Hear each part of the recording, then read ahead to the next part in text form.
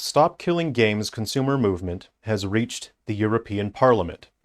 To paraphrase Ross Scott, a game that is destroyed is a game that has been disabled by its publisher so that all copies of the game that have been purchased by customers can never be used again. The intention of the Stop Killing Games consumer movement is to put into place some legal framework to prevent publishers from effectively activating a kill switch for a product and to require the publisher to offer some way for the customer to continue using the product which they paid for. With the latest developments, Ross Scott and colleagues have participated in a hearing at the European Parliament to discuss the issues in the games industry. The issue of games being destroyed is a situation that negatively affects consumers, paying customers, but generally has positive short-term effects for the publisher. This means that a product can be discontinued, and if a loyal customer wishes to engage with a brand or product they enjoy, they must purchase a new product entirely. Imagine, if you will, you purchased a Blu-ray, a DVD, a VHS tape. You now own a copy of that movie. Whenever you want to watch the movie, you simply put the media into a player and you enjoy your favorite movie. Now imagine, if you will, the publisher can, from their office, remotely push a button, a kill switch, and effectively, every copy of that Blu-ray, DVD, and VHS tape stops functioning and will never function again. Your copy of the movie that you own, that you paid for, is no longer fit for purpose, as it is now non-functional in its entirety. This is the issue we face in the games industry.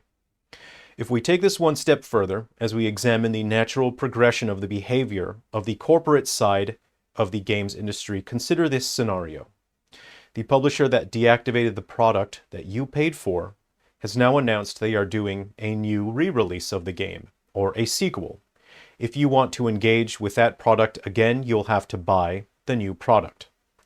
Currently, there are no legal guidelines for preventing publishers from deactivating games before the product has fulfilled the needs of consumers, nor are there any practical means for preserving media from a historical perspective. On the pragmatic side of the situation, the side which one might say is the more adult perspective, is that the consumer has paid for a product. The product should be able to be used by the customer regardless of whether the publisher of said product terminates its support of the product. On the emotional side of the situation, video games as a media are part of our culture. They are works of art, forged from thousands of hours of hard work from skilled artists, writers, engineers, and programmers. Artwork is a record of who we are as people, our lived experiences, our hopes, our fears, our dreams, and our accomplishments. Art inspires us. It encourages us to keep going in the face of adversity. It's the reason why we live. And video games are as valid as works of art, as an orchestral composition, as great literature, as novels, as films.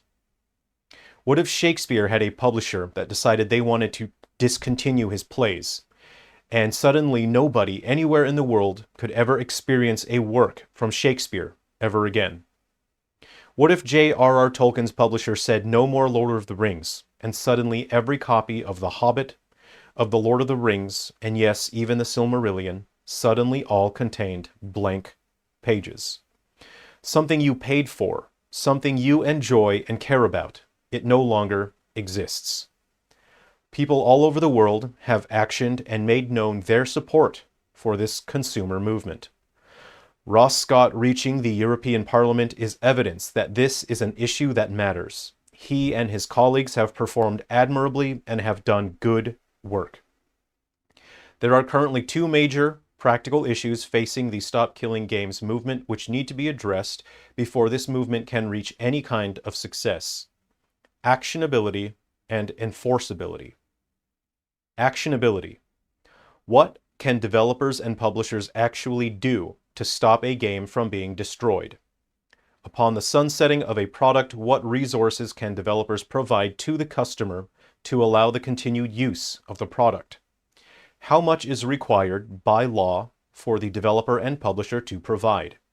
What steps can developers take during the planning and development stages to prepare for the eventual sunsetting and handing over of a product to its user base? There is no real precedent. There are no guidelines for this. Enforceability. What legal framework will be put into place to ensure developers and publishers provide a product that adheres to any guidelines for product functionality and preservation? What governing bodies will be there to police this and ensure guidelines are met? What will be the penalties for failing to adhere to guidelines? What checks and balances will be put in place to prevent government overreach over time? This is a topic that needs clarity, discussion, and definition. The Stop Killing Games consumer movement has made significant progress thanks to the hard work and dedication of people all around the world.